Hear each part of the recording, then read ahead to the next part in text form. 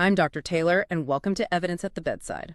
And I'm Dr. Griffin. So today we are doing a deep dive into something that really affects anyone taking care of patients overnight. We're unpacking the latest American College of Gastroenterology Clinical Guideline for upper gastrointestinal and ulcer bleeding. And if you're a practicing clinician, an internal medicine resident, a hospitalist, or really just anyone covering the wards, this deep dive is specifically tailored for you. Yeah, and before we jump into the chaos of the emergency department, please take a second to like this deep dive, subscribe to our channel, and share this with your clinical colleagues. It really helps us keep bringing this high-yield evidence directly to you. Absolutely.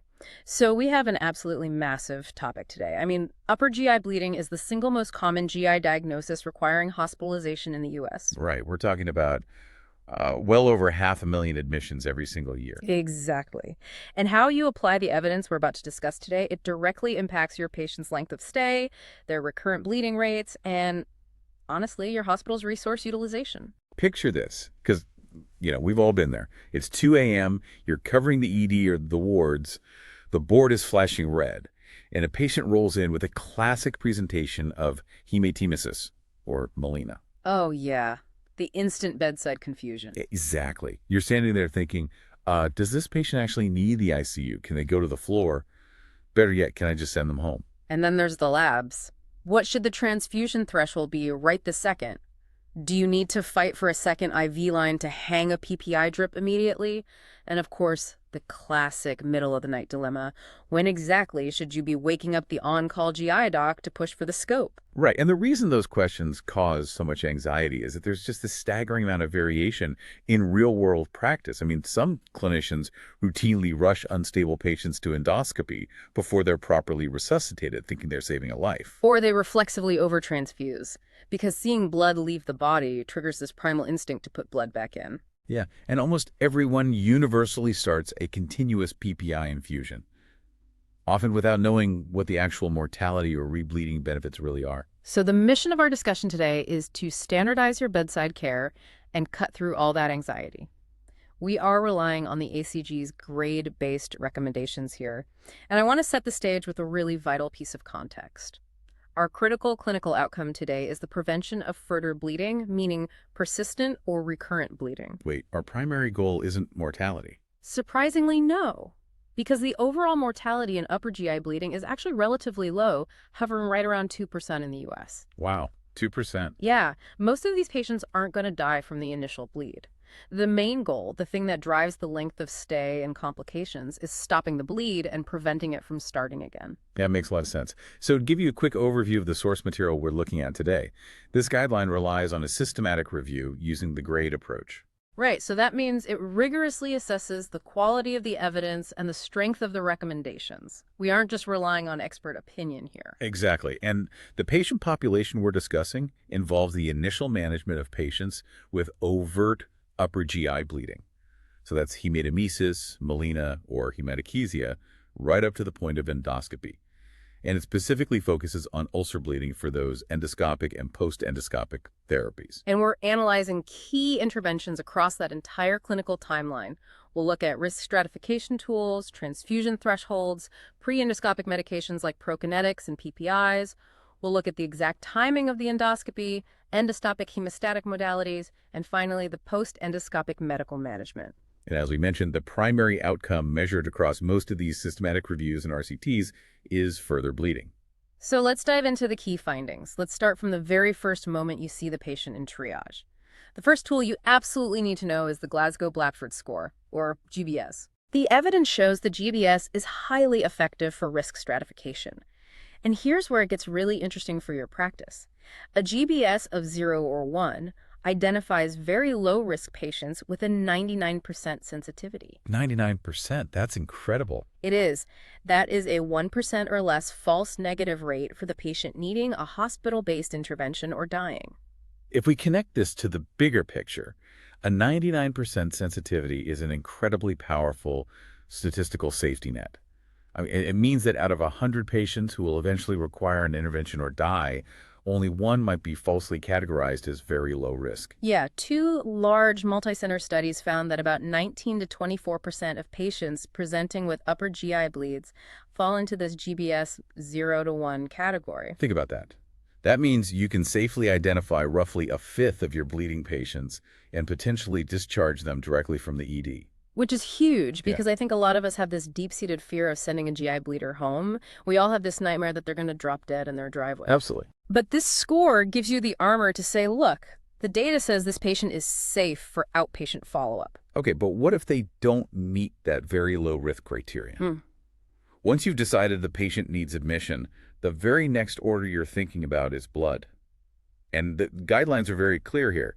Adopt a restrictive transfusion strategy, Restrictive meaning what exactly? meaning transfusing only when the hemoglobin falls below 7 grams per deciliter.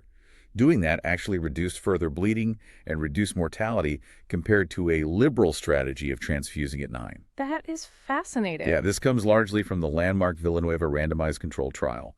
They compared the 7 versus 9 thresholds. The restrictive arm, the 7 threshold, had lower 45-day mortality at 5% versus 9%. Wow. They had less further bleeding, 10% versus 16%. And they had fewer transfusion reactions and cardiac complications. Hold on, I need to push back on this for a second. My patient is literally bleeding out of their gastrointestinal tract. And you're telling me that by withholding blood until their hemoglobin hits 7, I am actually saving their life. Yes.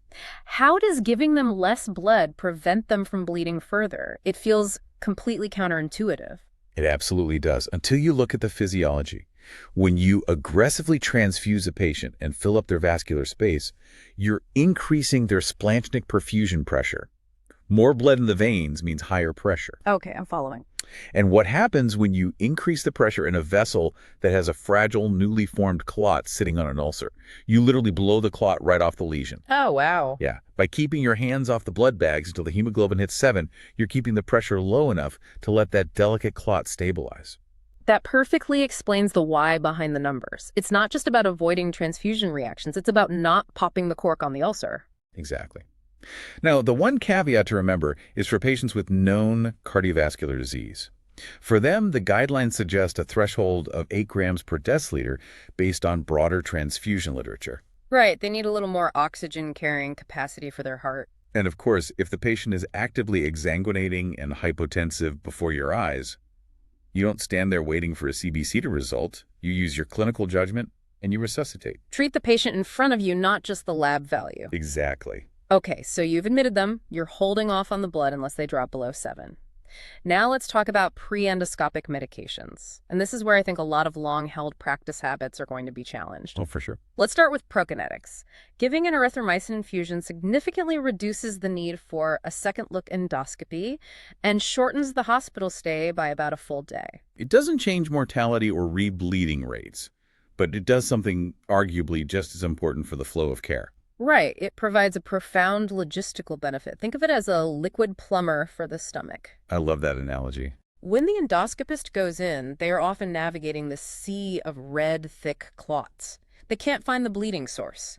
But if you give 250 milligrams of IV erythromycin over 5 to 30 minutes, ideally 20 to 90 minutes before the scope, it triggers gastric emptying. It clears the stomach of blood and clots, which gives the endoscopist a much better view. Yeah, a meta-analysis of 8 randomized trials documented this clear reduction in repeat endoscopies. It gets your patient definitively diagnosed, treated, and ultimately home a day earlier. That is such a simple, cheap intervention with a massive payoff.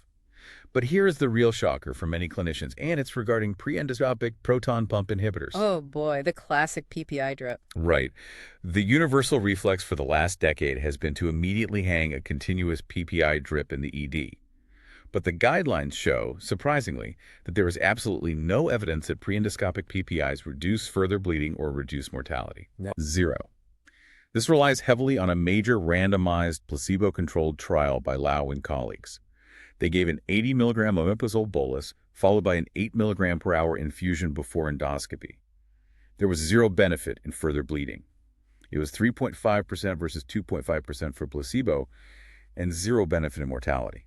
Wait, if there's no mortality benefit and it doesn't stop the bleeding, why has a PPI drip been the absolute gold standard for so long? I mean, what were we seeing that made us all think it worked? What the pre-endoscopic PPI did do was modestly reduce the need for endoscopic therapy during the scope. Essentially, it downgraded the stigmata of recent hemorrhage. Okay, so it might turn an actively oozing vessel into a non-bleeding visible vessel by the time the GI doc gets down there. Exactly. So from the endoscopist's perspective, they were seeing cleaner ulcers that required less intervention, which kind of reinforced the idea that the drip was working miracles. But from a patient-centered outcome, meaning did they survive and did they stay out of the hospital, it made no difference. That is a massive paradigm shift. So you're saying I don't need to fight the nursing staff to establish yet another dedicated IV line in the trauma bay just to rush a PPI drip. You really don't. The guidelines actually could not reach a recommendation for or against pre-endoscopic PPIs. You certainly can give it, especially if the scope is going to be delayed until the next day to potentially spare the patient an endoscopic intervention. But you must know you aren't saving a life by rushing that drip in the ED. It's a convenience factor for the endoscopy, not a mortality intervention. Odd on. So if the PPI drip isn't the immediate life-saving maneuver we thought it was, that puts all the pressure on the endoscopist. How fast do we actually need them in the room? The guideline suggests scoping admitted patients within 24 hours of presentation. Right. But what if the patient is high risk? Shouldn't we be waking up the GI fellow at 3 a.m. and rushing them to the endoscopy suite immediately? That is the intuition, but the evidence strongly says otherwise. A major 2020 RCT, again by Lau and colleagues, looked at patients with a high-risk Glasgow-Blatchford score of 12 or greater. These are sick patients. Very sick. They compared urgent endoscopy performed within 6 hours of GI consultation against early endoscopy performed between 6 and 24 hours. They found no benefit whatsoever in further bleeding or mortality with the urgent scope. None. Unbelievable. The urgent group didn't leave the hospital sooner, and they didn't require fewer transfusions. Scoping within the routine 24-hour window is the suggested standard. I can literally hear gastroenterologists everywhere cheering. We can finally let them sleep until morning.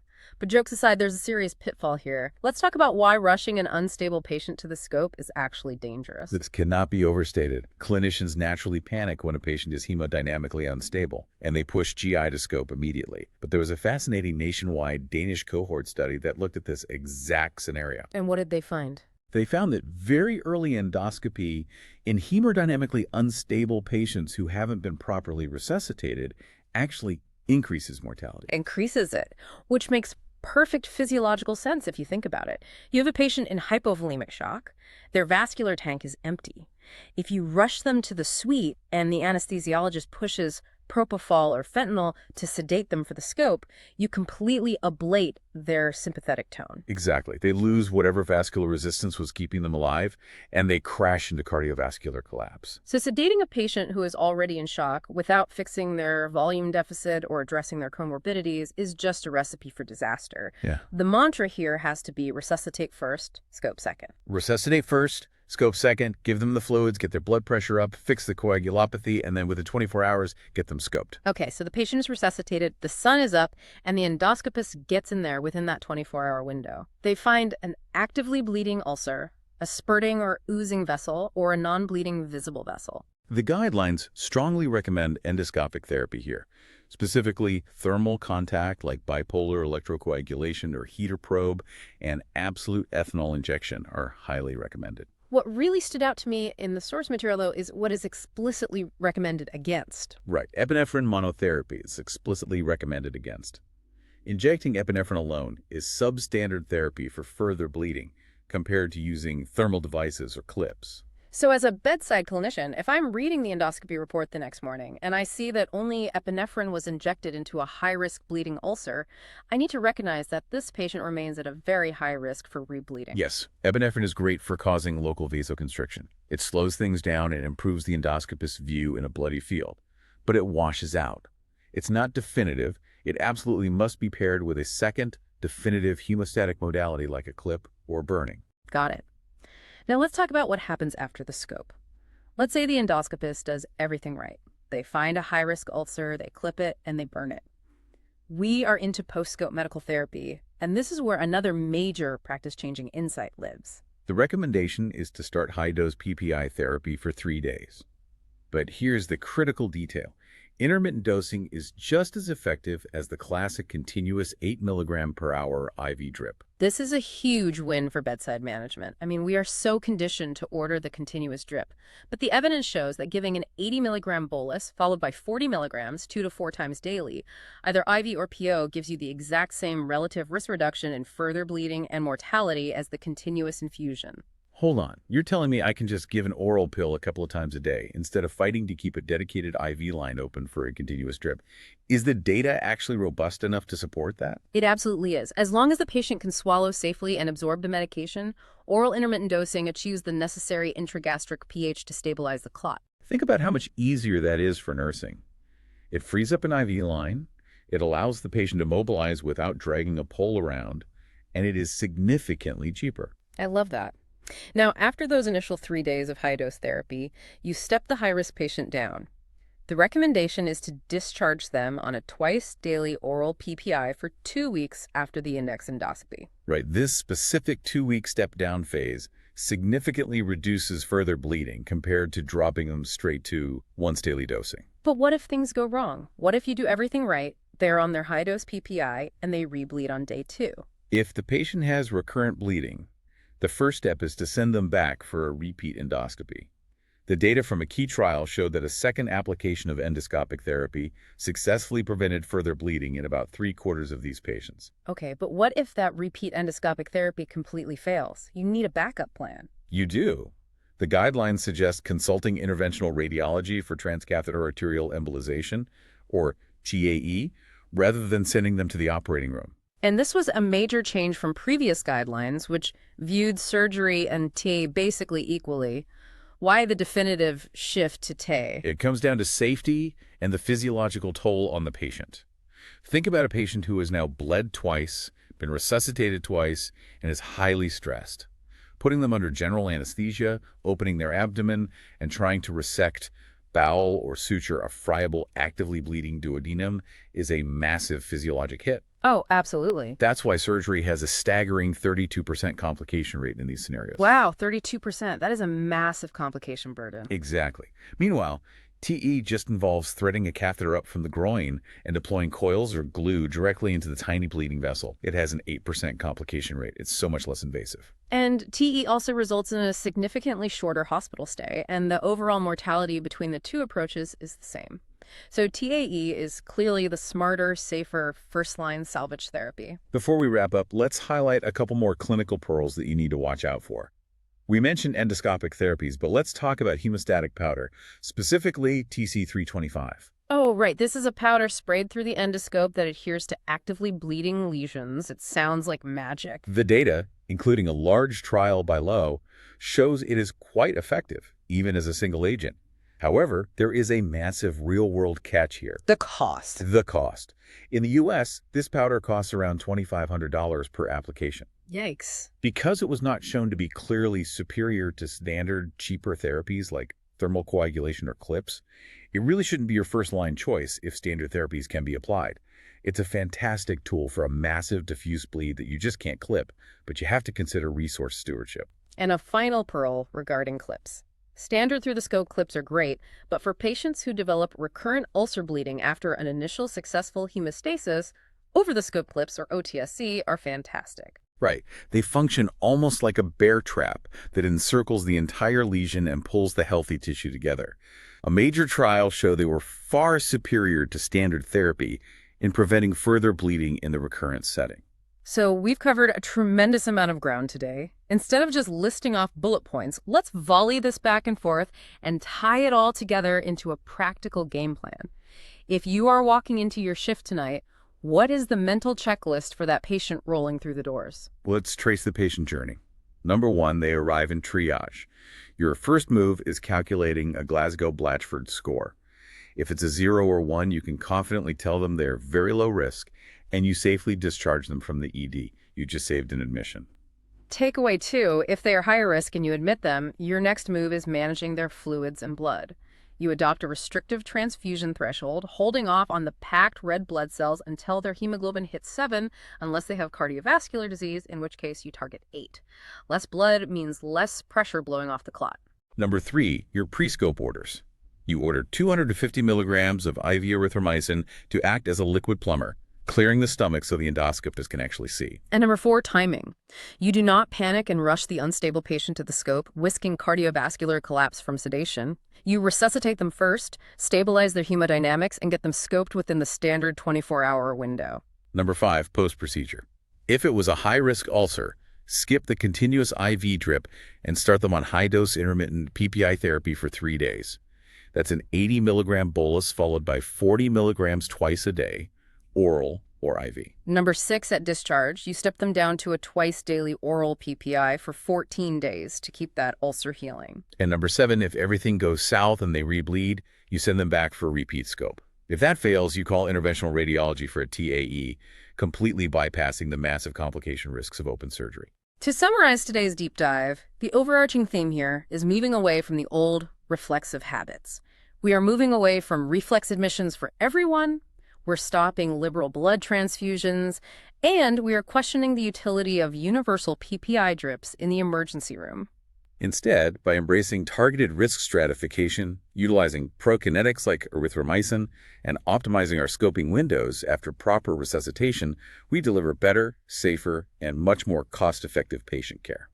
That brings us to the end of our discussion today. I'm Dr. Taylor. And I'm Dr. Griffin. Thank you so much for joining us on this clinical journey. Please take a moment to like this deep dive, subscribe to our channel, and share this vital clinical update with your colleagues to help bring evidence to the bedside. And before you go, here is a final provocative thought for you to mull over.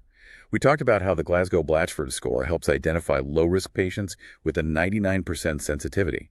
But the guidelines briefly mentioned an emerging machine learning model by Shung and colleagues that can be dialed to a 100% sensitivity with even better specificity. As AI integrates deeper into our electronic health records, will manual scoring systems like the GBS become entirely obsolete within the next 5 years? Imagine a world where algorithms silently triage and direct our bleeding patients before we even walk into the room. Something to think about on your next night shift. Stay curious, and we will catch you next time.